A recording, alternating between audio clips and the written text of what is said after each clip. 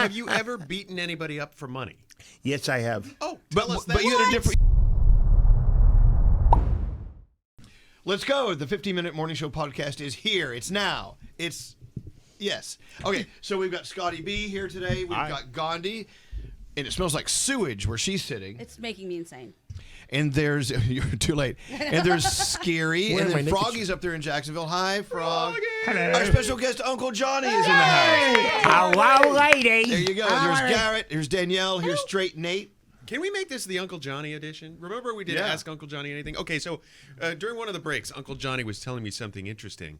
He technically worked for the mob. Is that not correct? Yes. Yes. Well, your dad, right?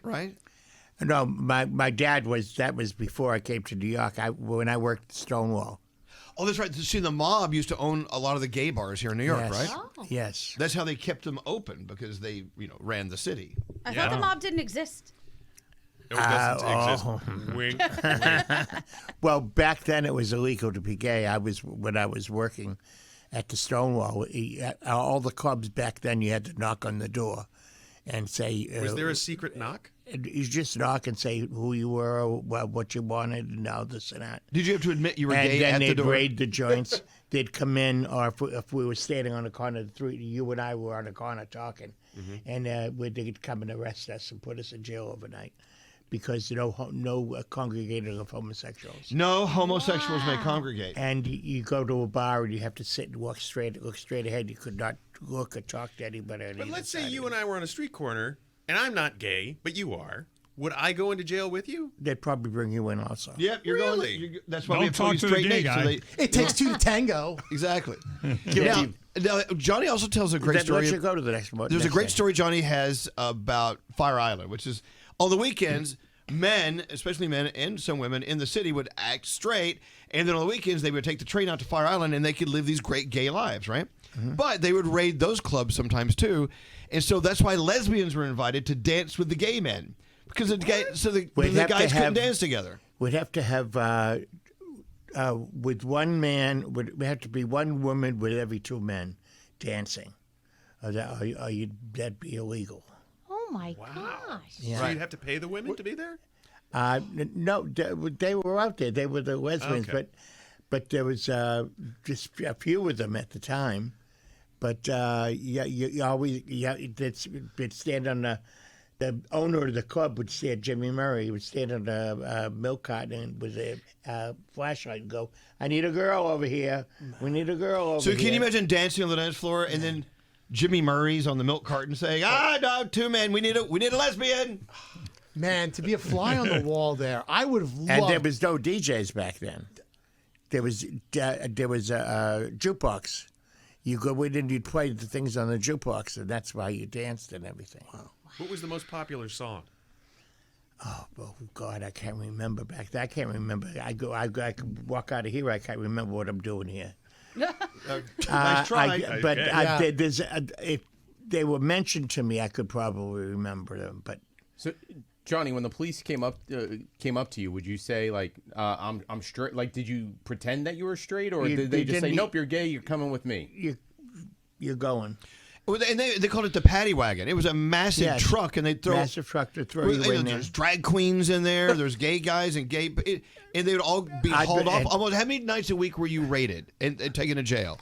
Oh, I've been to every jail in Manhattan because I worked in different clubs. But how often did it happen, Johnny? Oh, once, 2 or 3 times a week. Oh, we. Wow. So you made friends in the backs of these paddy wagons and in jails. Yeah, and they pick up sort of Halloween That was their when I was socialization. in costume, and they put me in a jail cell in the middle of the room. But how would you get out of the jail? Like, did someone have to post bail? Oh or? no, you go to court the next morning, and they dismiss you. How much was the fine? There was no fine. Oh, There was you were just you were arrested. It was everything. It was illegal. You know what I mean? It was harassment. It was harassment. Yeah. Now we've come so far, and I'm so proud of where we are now that we're all equal. Everybody's equal and can be who they are. You know, and that's Well, we're still working on that, Johnny. You see gay people on television now. There's more gay people on television. Ellen apparently. Not Ellen's just a gay. Ellen. Yeah. They're part of Congress lying about it. There's so many of them, There's that. even on the game shows and everything. They have gay couples. And this is my husband. This is my wife. It's true. And and people were just saying, you know, that's it. When I first met him, and him and Alex and I met him.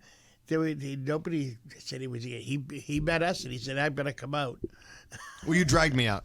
But also, there's a reason why we should thank the pioneers like Uncle Johnny and his friends who have been around for a long time. Tree is And Tree worked at. He said he worked at Stonewall. We don't know, but all I know is you guys paved the way for the lives we're living now, and I think that should be recognized. We Just saying. did. We fought for them at that because we wanted our rights. We were not being treated right. But there are, to be fair, there are still members of our society that are still not treated correctly and with compassion and with equality. Well, So- at this time we were all equal. We should all love one another. Everybody, every color, every race, every person, every gender. We're here. This is what it's all about. I will tell you something, Becoming Johnny. Gandhi brings up an interesting point, and it's very relatable to us as gay men of being the different one in the room. I mean, you have talked about this before. You know, we don't understand. A lot of people don't understand what it's like being the different one in the room. Right. They just assume, well, she's just whatever, no. Right. I think a lot of people don't understand what it actually means to be the different one in the room unless you are the different one in the room, which means a whole lot to a whole bunch of people. But, a lot of people will say things like, I don't see color, and I totally see where they're coming from on that. But when you say you don't see color, you're missing my culture. You're not understanding that maybe I go home to a family that speaks a different language and I have different food and it smells different. We celebrate different holidays and everything is different. It's okay to see my color. And I want you to see my color. I just want you to also understand that things are different from this perspective than from a lot of other perspectives. And I know that Diamond feels the same way about things like that. And I look at Absolutely. Uncle Johnny. Is like, I see the gay, Yeah. and I see color because he It's puts all the beautiful. makeup on every day. Gay. I see color and Smell the gay. gay? Yeah. Oh boy! Are you about? Is this your final moment? You made me laugh. Oh no! Oh, Don't make him laugh. no, what if you're about to die right now? No, I think I'm fine. Okay. Just checking. Have you ever beaten anybody up for money? Yes, I have. Oh, tell us that. But you had a different name When back I then. was much younger, I didn't realize that's in the early 50s. I would say that gay people, I would beat them up, and I would.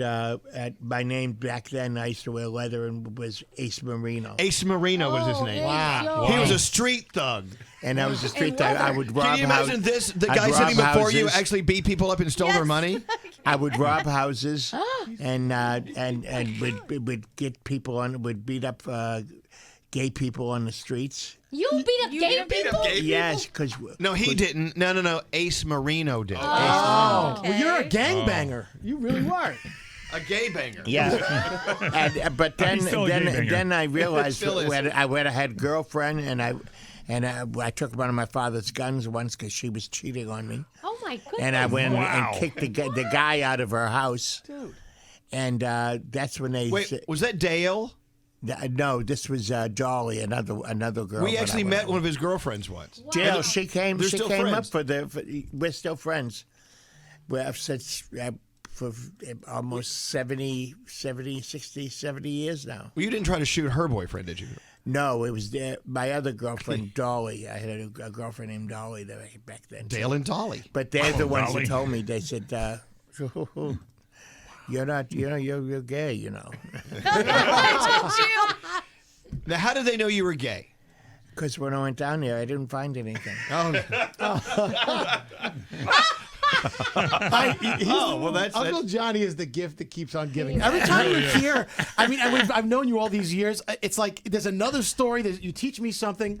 It's like it's like you're the Yoda of like the morning show. You're like Wait. give wisdom. How much money did you get paid for beating somebody up back then? Oh, but I don't know. Well, he would shake them No, down. it would say take whatever they had. Did you take their jewelry too, or just money? I was not nice, And that's when they told my father that they put me. He's gonna go to jail, or we're gonna have to put him in the Army. So I went in the Army. Wow. And then he went from being Ace Marino to Mother Marino. Because I cooked for the Big Deuce at the Fort Dix. Fort Dix. This is a joke. DIX, by the way. DIX, Fort Dix. Were you out when you were in the Army? Did you know? Well, did you know that you were gay when you were in the Army? I found out. Yeah. You found out. How? I think we know. Because I started. There was a couple of guys that we ended up. Were you blowing guys at Fort Dix? Just one or two dicks. Okay. Beautiful thing is you don't know if it's the same time or not. Wow.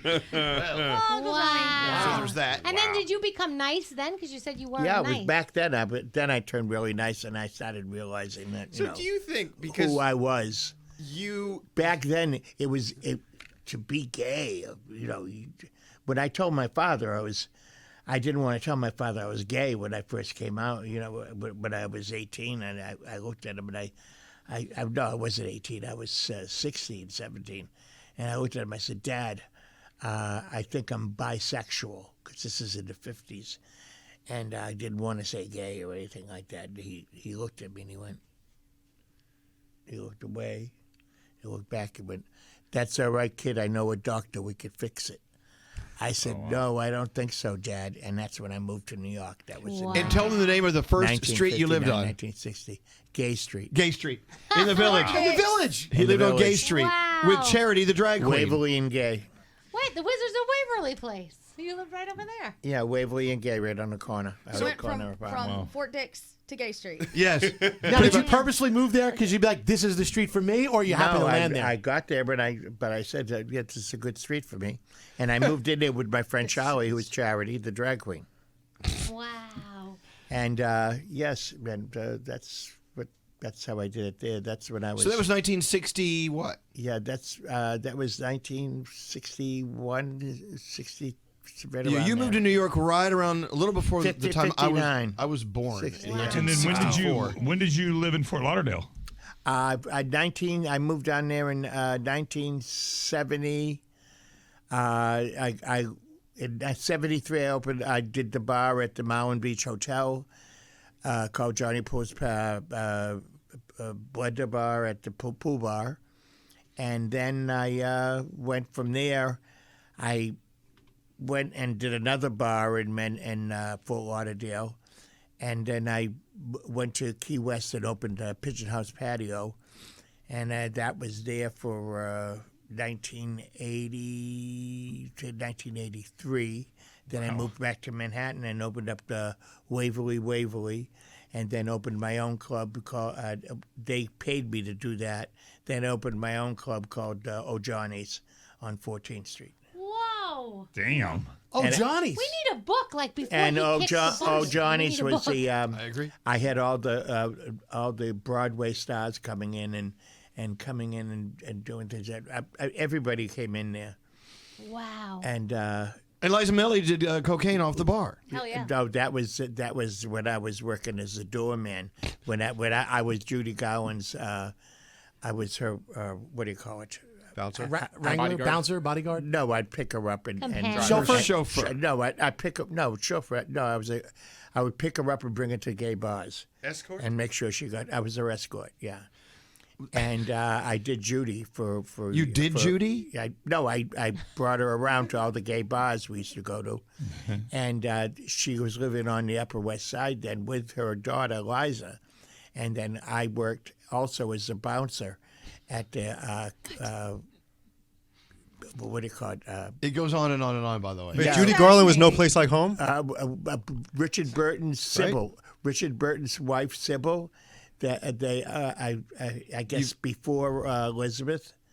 Yeah. And he was married to this woman. Yeah, okay, so a lot of people don't know who and you're talking about. And it was a club on the Upper East Side Called Sybil? No, not Sybil. I forget the name of it. All right. Well, hold on a second. But, Johnny, you have to understand something. Most people in this room don't know who you're talking about because that was so long ago. Well, anyways, I was the bouncer there, and that's when Eliza Minnelli and Patty Duke was sitting at the bar doing coke. Okay. And they told me to come over. They said, "You can't." This is when the big coke era was back then, and this is when they said, "You can't have somebody sitting at the bar doing coke. You got to tell them to do it." I said, "Do you know who that is?" They says, "I don't care who it is. If they can't do it over here, you got to ask them to leave." So I had to ask them to leave, and then she had to go home, and I had to go pick up her mother at the house. Please. Uncle Johnny. Oh my gosh, man, we have boring lives, guys. By the way, Uncle Johnny was driving his car, I think somewhere around here, and there was a woman on the side of the road hitchhiking. It was Barbra Streisand. What? I picked her up. Yeah, I brought her to Revere Beach where she was playing. And I went to the movies with Elizabeth Taylor, and I had to have a ring on. She said, "Here, try this." This guy's like Forrest Gump. I was thinking the same thing. Pretty much so. He's That everywhere. was in Hollywood when I was living in L.A., yeah. The stories go on and on and on, but unfortunately we're out of time. Oh Uncle my Johnny, gosh. thanks for not keeling over in the middle of our podcast. Wow. Standing ovation. Uncle Johnny. We got to get out of here. Have a beautiful day. Bye.